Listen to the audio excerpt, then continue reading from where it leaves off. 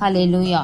மூன்றாவது ஒரு ஆபத்து நம்ம கூப்பிடுறாங்க, ஆபத்துல நோக்கி கூப்பிடுறாங்க. மூன்றாவது ஆபத்துல நோக்கி கூப்பிடுறாங்க. எப்படின்னா இவங்க எப்படிப்பட்ட மனுஷர்களா இருக்கிறாங்கன்னா நிர்மூடரா இருக்கிறாங்க. ஹல்லேலூயா. நிர்மூடர் எப்படி இருக்காங்கன்னா தங்கள் பாதக மார்க்கத்தாலும் தங்கள் அக்கிரமங்களாலும் நோய் கொண்டு ஒடுங்கி போகிறார்கள். பாதகமான ஒரு காரியத்தை செய்கிற மனிதர்கள் நிர்மூடமான நிர்மூடர். அவர்களுடைய பெயர் எப்படியா நிர்மூடர் அப்படின்னு சொல்லப்பட்டிருக்கு.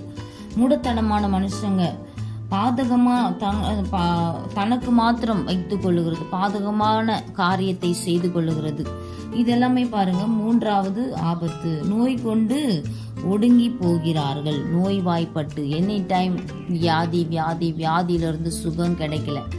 இப்படி இருக்கிறவங்களுக்கு ஆண்டவர் என்ன சொல்றாங்க, அவர்கள் ஆத்துமா சகல போஜனத்தையும் ஆரோசிக்குது. ஆண்டவர் அதாவது டாக்டர் சொல்லியிருப்பாங்க, இதை நீங்க சாப்பிடக்கூடாது, இந்த உணவுகளை நீங்க சாப்பிடக்கூடாது, இதை சாப்பிடக்கூடாது அப்படின்னு சொல்லியிருப்பாங்க. ஒரு கட்டுப்பாடு இருக்கும் ஒரு சில வியாதிகளுக்கு.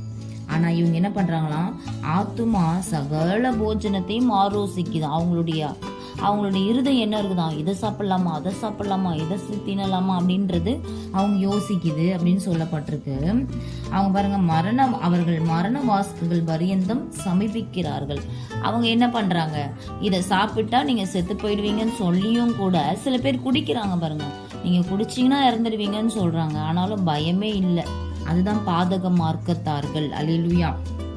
இதுல என்ன சொல்றாரு, அவங்க மரண பரியந்தமும் சமீபமா இருக்குது. அவங்களுக்கு எப்படியா மரணம் அவங்களுக்கு நிகழதான் போதுன்னு தெரியுது, ஆனாலும் அந்த காரியத்தை செய்யறாங்க. இவர்களா யாரு, நேர்மூடர். அவங்க என்ன பண்றாங்களா, தங்கள் ஆபத்துல அந்த மரண வாசல் அவங்களுக்கு வரும் பொழுது அவங்க என்ன பண்றாங்களா, கர்த்தரை நோக்கி கூப்பிடும் பொழுது அவர்கள் இக்கட்டுகளுக்கு அவர்களை நீங்களாக்கி ரட்சிக்கிறார்கள். இந்த இக்கட்டுகள்ல இருந்து அவர்கள் நிர்மூடராய் இருந்தா கூட தேவன் அவர்களை எப்படி காப்பாற்றுகிறார் பாருங்க.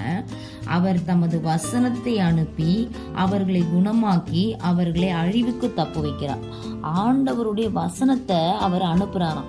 இந்த வசனத்தை அனுப்பி அவர்களை நான் குணமாக்குவேன் அப்படின்னு சொல்றாரு. அல்லேலூயா. அது போலதாங்க அந்தந்த நேரத்துல ஆண்டவர் ஒவ்வொருத்தருக்கும் ஒவ்வொரு விதமான வசனத்தை கொடுத்து அவர்களை ஆசீர்வதிக்கிறார். அவர்களை கூப்பிடும் பொழுது அந்த வசனம் அவர்களை தேற்றுகிறார். அதுதான் ஆண்டவருடைய வார்த்தை. அழிவுக்கு அவங்க அழிந்து போகிறவர்களா இருந்தாங்கன்னா அந்த அழிவுக்கு விலக்கி மீட்கிற ஒரு வசனத்தை அவர்களுக்கு கொடுத்து தேவன் அவங்க ஆபத்திலிருந்து இக்கட்டுகளிலிருந்து விடுவிக்கிறாரு. அதுவும் மாத்திரமல்ல, அவர்கள் கர்த்தரை அவருடைய கிருபை நிமித்தமும் மனுபுத்திரர் அவர் செய்கிற அதிசயங்கள் நிமித்தமும் துதித்து சோத்திர பலிகளை செலுத்தி அவருடைய கிரியைகளை ஆனந்த சத்தத்தோட விவரிப்பார்களாக அப்படின்னு சொல்றாங்க. அவங்க ஆனந்த சத்தத்தோட சோத்திர பலிகளை ஆண்டவருக்காக செலுத்தி கொண்டு வருவார்கள் அப்படின்னு சொல்லி ஆண்டவர் சொல்றாரு. ஹல்லேலூயா.